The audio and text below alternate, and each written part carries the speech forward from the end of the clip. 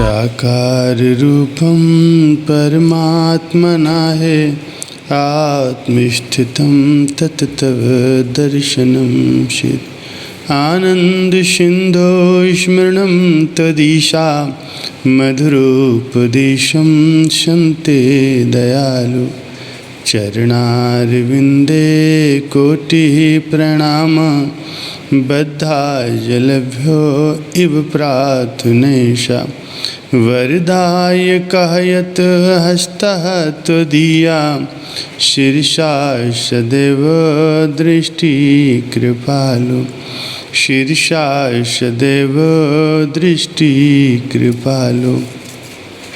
मेरे प्यारे गुरुमुख सज्जनों, इस संसार में दो प्रकार के मनुष्य होते हैं।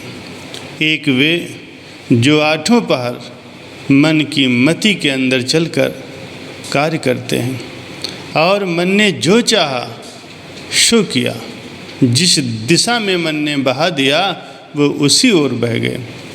ऐसे लोग सदा मन की आज्ञा में चलते हैं, मन की गुलामी करते हैं, अपने भले बुरे और लाभ हानि की उन्हें जरा भी परवाह नहीं।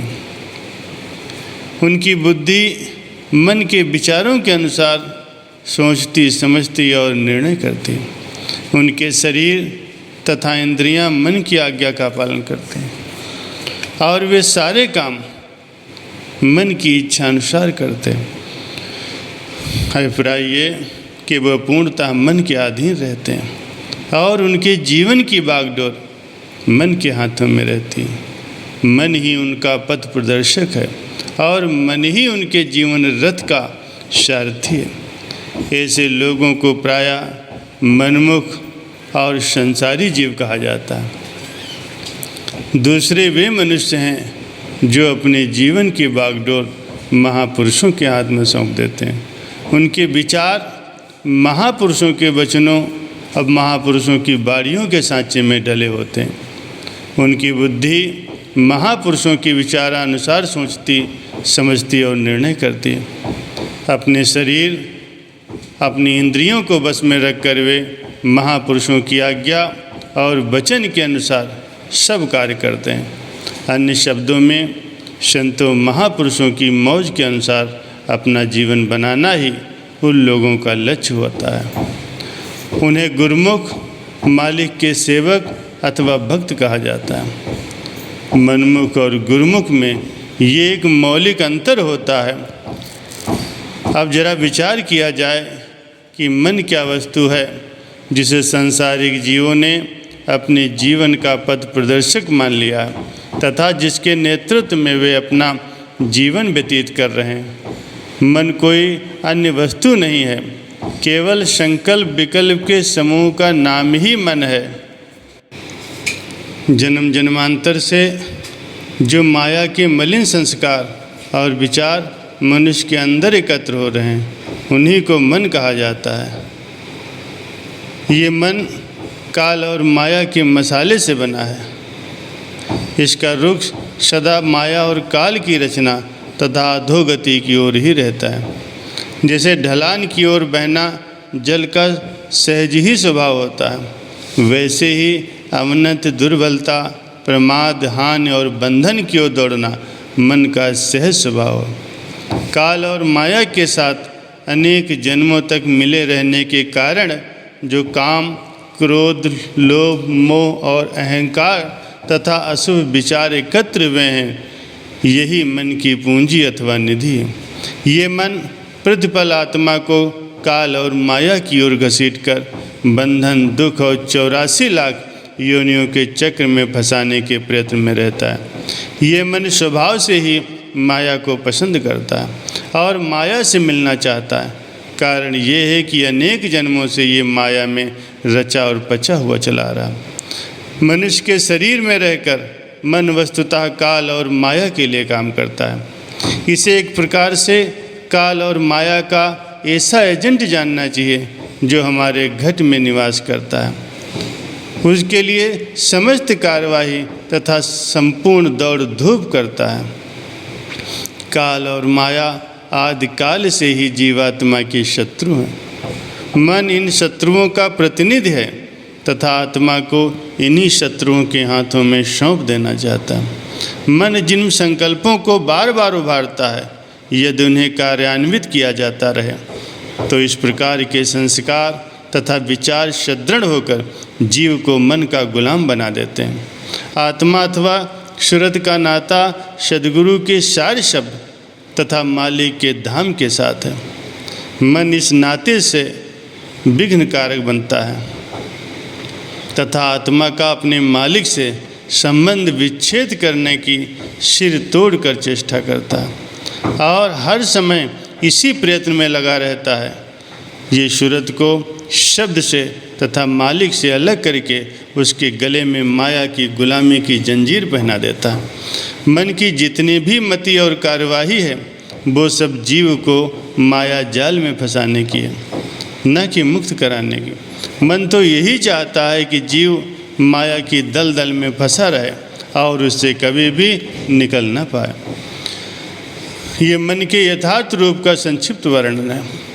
विचार किया जाए कि मन के नेतृत्व में काम करने से जो संस्कार एकत्र होते हैं वे तो जीव को माया का गुलाम बना देते हैं। अन्यथा जीव स्वयं तो गुलाम बनना नहीं चाहता, वो तो स्वभावतः स्वतंत्र प्रिय है और स्वतंत्र रहने का इच्छुक है, किंतु वो ये नहीं समझता कि मन जिन माया के पदार्थों और रसों की इच्छा बार बार करता है उनके फलस्वरूप माया के जाल में फंसना पड़ेगा तथा माया का गुलाम बनना पड़ेगा। यद्यपि जीव की अभिलाषा सुख आनंद और मुक्ति प्राप्त करने की थी, परंतु प्रकृति का ऐसा अटल नियम है कि माया के पदार्थों और रसों को चाहने के परिणाम स्वरूप माया की गुलामी तथा बंधन प्राप्त होता है। जीव माया से सुख प्राप्त करना चाहता है, परंतु बदले में उसे बंधन और दुख ही मिलता है। जबकि माया के पदार्थों तथा रसों में प्रकृति ने सुख नाम की वस्तु रखी ही नहीं है, तो फिर जीव के चाहने पर भी उसे मिले कैसे? जब किसी पदार्थ का किसी जगह पर अस्तित्व ही नहीं है तो वहाँ उसकी प्राप्ति कैसे संभव हो सकती है? जो थोड़ा बहुत अस्थायी और क्षणिक सुख माया के सामानों में प्रतीत होता है तथा जिस आनंद के होने का इन पदार्थों में भ्रम है वो सब मन का धोखा, इसके अतिरिक्त अन्य कुछ भी नहीं। संतों का कथन है, ये फल मीठे जहर भरे हैं, सुख थोड़ा और विपत घनेरी। जिस प्रकार विष की गोली पर शक्कर का आवरण चढ़ाओ तो वो प्रकट में भले ही मीठी प्रतीत हो, परंतु भीतर तो उसके विष ही भरा है। अब जो व्यक्ति शक्कर की मिठास के लोभ में उसे खा ले तो क्या उस पर विष का प्रभाव नहीं पड़ेगा? अवश्य ही पड़ेगा, वो तो अपना प्रभाव दिखाएगा ही। इसी प्रकार माया के पदार्थ विषय भोग प्रकट में अवश्य ही मधुर प्रतीत होते हैं, लेकिन उनके भीतर तो विष ही भरा हुआ है। थोड़ा सा सुख जो इसमें भासता है उसका परिणाम भी दुख और आवागमन का चक्कर तथा 84 लाख योनियों का बंधन है। यही वो गुप्त घातक विष है जो आगे चल कर के अपना प्रभाव प्रकट करता है। ये कभी भूल कर भी नहीं सोचना चाहिए कि इन भौतिक सुखों तथा अस्थायी रसों को चाहने पर इनका विषैला प्रभाव प्रकट नहीं होगा। वह तो प्राकृतिक नियम अनुसार होकर ही रहेगा। ये लोभ तथा तृष्णा का फल है जो प्रत्येक अवस्था में प्रकट होकर रहेगा। जीव ये समझता है कि वो सुखानुभूति के लिए इन भोगों की कामना करता है, परंतु वो लोभ और मोह का गुलाम बन जाता है। प्रकट में सुख की खोज है, वस्तुतः गुलामी का वही फंदा है कि कितनी गलती कितना धोखा है। जीव अपने हानि लाभ को स्वयं नहीं समझ सकता। संसार में सद्गुरु ही सुख के सागर हैं, सुख के भंडारी हैं। संसारी मनुष्य अपने अहम के कारण दुख तथा रोग से ग्रसित रहता है, बार बार जन्मता और मरता है, दहाड़े मार मार कर रोता है, परंतु सुखी फिर भी नहीं होता। ये प्राणी सद्गुरु की सेवा द्वारा ही सुख की प्राप्ति की जा सकती है। इसीलिए तू यदि सद्गुरु की सेवा करेगा तभी तुझे सुख की प्राप्ति होगी, अन्यथा अपना जीवन व्यर्थ गंवाएगा।